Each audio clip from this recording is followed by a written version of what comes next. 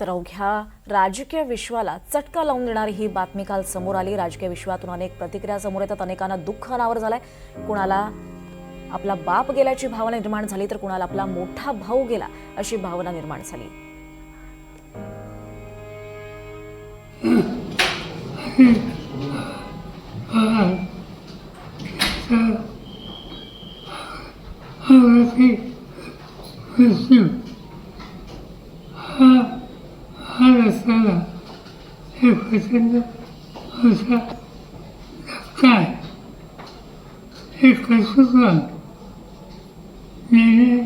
नेण्याची शक्ती ज्यांच्यात आहे अशा व्यक्तीला महाराष्ट्र मुक्ता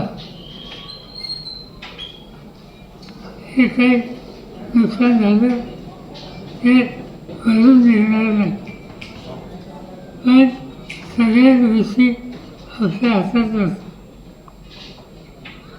मी आज मीडियासमोर येणार नसतो, परंतु काही विरोध करतात हा अपघात याच्यामागे काहीतरी राजकारण आहे अशा प्रकारची भूमिका कलकत्त्यावरून मांडली गेली। याच्यात राजकारण नाही, हा निवड अपघात आहे। त्याच्या यातना महाराष्ट्राला आम्हा सगळ्यांना सतत उभा करून इथं राजकारण आणू नये एवढंच सांगायचं। देखिए, बहुत दुख की बात है। स्वयं वरिष्ठ नेता शरद पवार जी ने बहुत स्पष्ट रूप से कहा है कि एक हादसा हुआ है, हादसे में दुखद इस प्रकार से मौत हुई है और इस पर राजनीति न की जाए। लेकिन मुझे इस बात का बहुत दुख है कि आज हम लोग किस कगार पर खड़े हैं कि किसी के मौत पर भी इस प्रकार की गंदी और ओछी राजनीति की जाती है।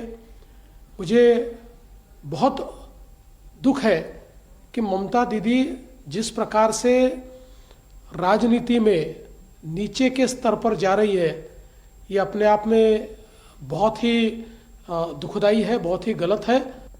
खरं म्हणजे हे आरोप करण्याची आता ही वेळ नाही आहे, राजकारण करण्याची वेळ नाही आहे। यामध्ये या राज्यातले उपमुख्यमंत्री अपघातात त्यांचा मृत्यू झालेला आहे, दुर्दैवी मृत्यू झालेला आहे। आणि अशा वेळेस संपूर्ण महाराष्ट्र शोकसागरात दुःखामध्ये बुडून गेलेला आहे।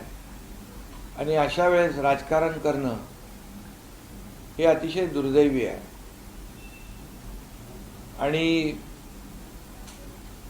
म्हणून मी एवढंच सांगू इच्छितो की मगाशी शरद पवार साहेबांनी देखील या बाबतीमध्ये स्वतः स्टेटमेंट केलेलं आहे।